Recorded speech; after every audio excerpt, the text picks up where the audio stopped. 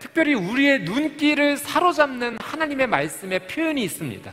내 길이 번창하고 성공하게 될 것이다 라는 표현이 있죠. 번창과 성공을 싫어하는 사람은 없죠.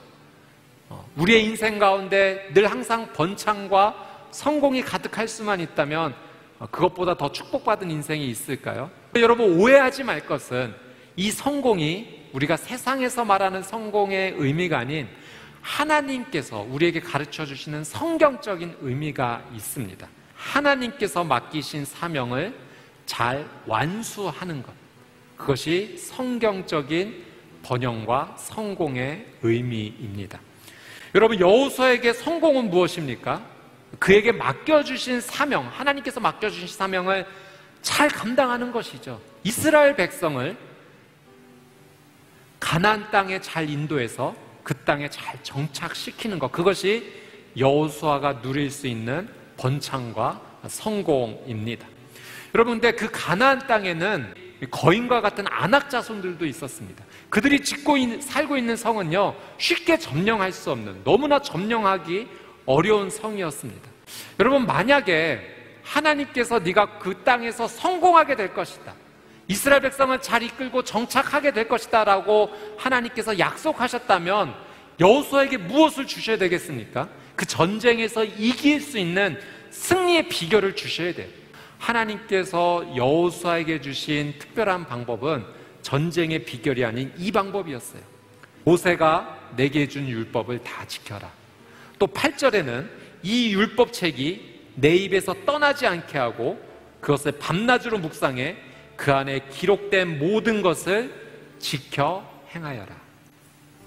여러분, 하나님께서 주신 승리의 비결은요, 율법, 곧 하나님의 말씀을 묵상하고 지켜 행하라는 것을 가르쳐 주신 것입니다.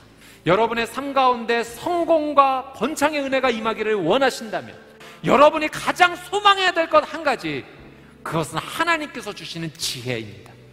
우리에게 그 지혜가 임해야지만 여호수아가 경험했던 이 놀라운 은혜를 우리도 동일하게 경험하게 되는 것입니다. 여러분, 하나님의 지혜가 임하는 것은요, 하나님께서 가르쳐 주신 바로 그 방법뿐입니다. 하나님의 말씀을 묵상하고 그 말씀대로 지켜 살아갈 때 하나님의 지혜가 임하죠. 여러분, 지혜는 무엇입니까?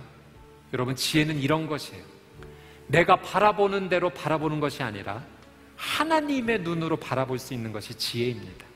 여러분, 내 생각대로 생각하는 것이 아니라 하나님의 생각대로 생각되어지는 것이 지혜입니다. 지혜는 지혜의 근본이신 하나님과 함께하는 삶.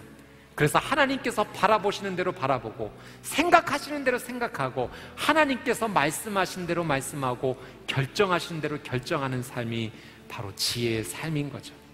여러분, 하나님 말씀에 여러분의 인생에 주파수를 맞추십시오. 하나님께서 주신 지혜가 임하게 될 것이고 여러분에게 맡겨주신 귀한 사명을 잘 완수하게 될 것입니다. 여러분의 인생 가운데 하나님께서 주시는 성경적인 번창과 성공의 놀라운 은혜가 임하게 될 것입니다.